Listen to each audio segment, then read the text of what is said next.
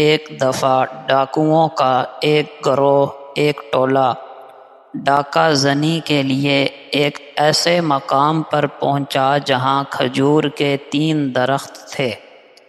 ان درختوں میں ایک درخت خشک تھا اور 2 درخت پھلدار تھے۔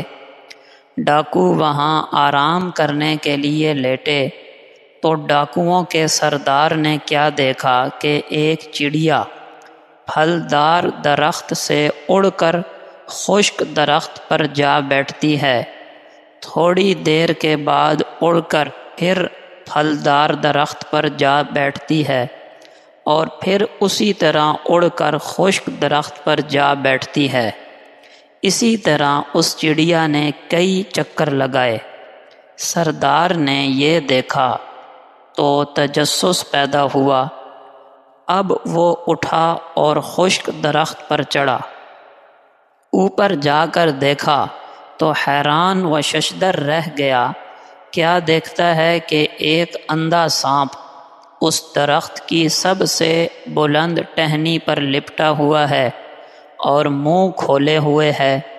وہ چڑیا اس کے لیے کچھ لاتی ہے اور اس کے منہ میں ڈال دیتی ہے۔ جب سردار نے یہ منظر دیکھا تو بے حد متاثر ہوا اور کہنے لگا، اے اللہ، یہ سانپ ایک موذی جانور ہے، لیکن اس کے رزق کے لیے بھی آپ نے بندوبست فرما رکھا ہے، تو میں انسان جو کہ اشرف المخلوقات ہوں، کیا میرے رزق کا بندوبست نہیں ہوگا؟ میرے لیے ڈاکہ زنی کب مناسب ہے؟ سردار کی آنکھوں سے آنسو جاری ہو گئے۔ تلوار توڑ ڈالی اور رو رو کر عرض کرنے لگا، اے باری تعالی، میں اپنے گناہوں سے باز آیا، میری توبہ قبول فرما لے۔ اب سردار کے ساتھیوں نے یہ ماجرا دیکھا تو پوچھا کہ کیا بات ہے؟ سردار نے پورا واقعہ سنایا تو وہ سب بھی روتے ہوئے کہنے لگے کہ ہم بھی اپنے اللہ سے صلح کرتے ہیں۔ چنانچہ انہوں نے بھی سچے دل سے توبہ کی اور حج کے ارادے سے سب مکہ مکرمہ چل پڑے۔ 3 دن سفر کے بعد ایک گاؤں میں پہنچے۔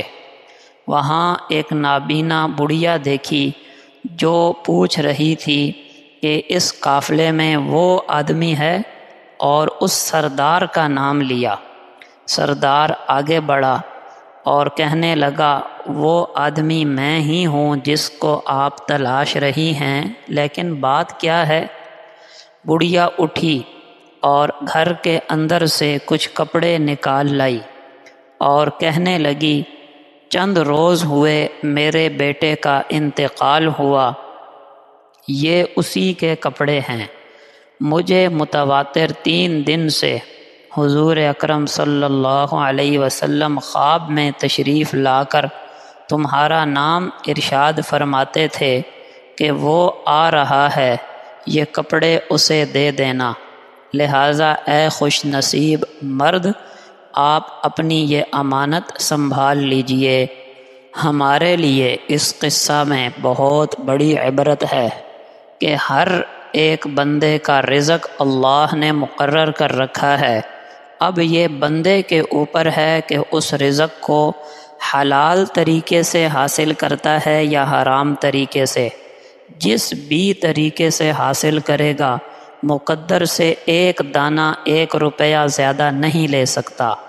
ہاں، حلال طریقے سے لے گا تو عبادت اور اجر و ثواب لکھا جائے گا، حرام طریقے سے لے گا تو گناہ اور عذاب لکھا جائے گا۔ یہ بھی پتہ چلا کہ بندہ کتنا ہی بڑا مجرم کیوں نہ ہو، کبھی اللہ کی رحمت سے مایوس نہ ہو۔ توبہ کا در کھلا ہوا ہے، سچی توبہ کر لے، اللہ پچھلے سارے گناہوں کو معاف کر دے گا۔